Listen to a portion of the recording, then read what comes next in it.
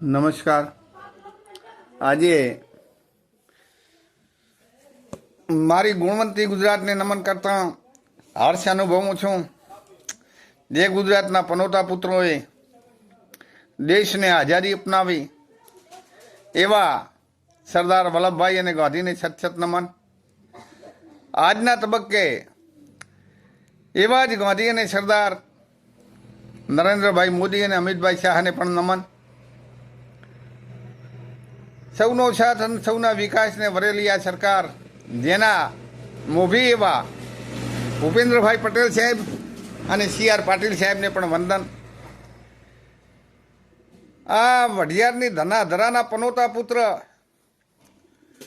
રાધનપુરના પૂર્વ ધારાસભ્ય અને મંત્રી, બનાસ ડેરીના ચેરમેન અને સુઈગામ 32ના હૃદયમાં વસેલા વાવ તાલુકાના પૂર્વ ધારાસભ્ય અને અત્યારે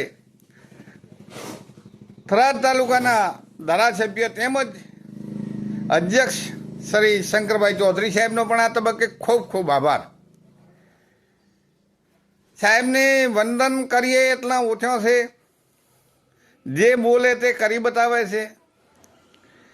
રાષ્ટ્રનો કઈ રીતે વિકાસ થાય, બોર્ડરનો કઈ રીતે વિકાસ થાય, લોકોનો કઈ રીતે વિકાસ થાય, ખેડૂતોનો કઈ રીતે વિકાસ થાય, આ વિસ્તારમાં શિક્ષણ કઈ રીતે વિકસે, આ વિકાસમાં ઉદ્યોગો કઈ રીતે વિકસે, આ વિકાસના ખેડૂતો કઈ રીતે સુખી થાય અને આ વિકાસનો આમાં ખેડૂતો પશુપાલકો કઈ રીતે આગળ વધે, એવી રીતે ડેરીમાં પણ વિકાસ કર્યો, ખેડૂતોના ધિરાણમાં પણ બેંકમાં વિકાસ કર્યો અને છેલ્લે ત્યારે અધર તાલ રહેતું હતું એવો અમારો સોઈગામ તાલુકો પણ એમને નિર્માણ કર્યો. સોઈગામ તાલુકાની કાયા પલટ કરી, બોર્ડર ટુરિઝમ વિકસાયું અને આ વિસ્તારના હરિયાળી ક્રાંતિ પણ લાવી અને છેલ્લે કીધું હતું કે થરાદને અમે જિલ્લો જાહેર કરીશું અને થરાદને જિલ્લો જાહેર કર્યો.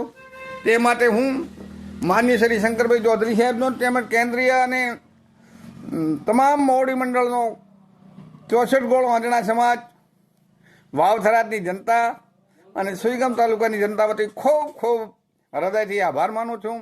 મા નડેશ્વરીને પ્રાર્થના કરું છું કે દેશ અને દુનિયામાં મારા સાહેબનું, મારા જિલ્લાનું નામ રોશન થાય, ડંકા વાગે અને સરહદે એના પડઘા પડે અને દેશ વિદેશમાં એનું નામ ગૂંજે, એવી મા નડેશ્વરીને પ્રાર્થના. જય શ્રી રામ.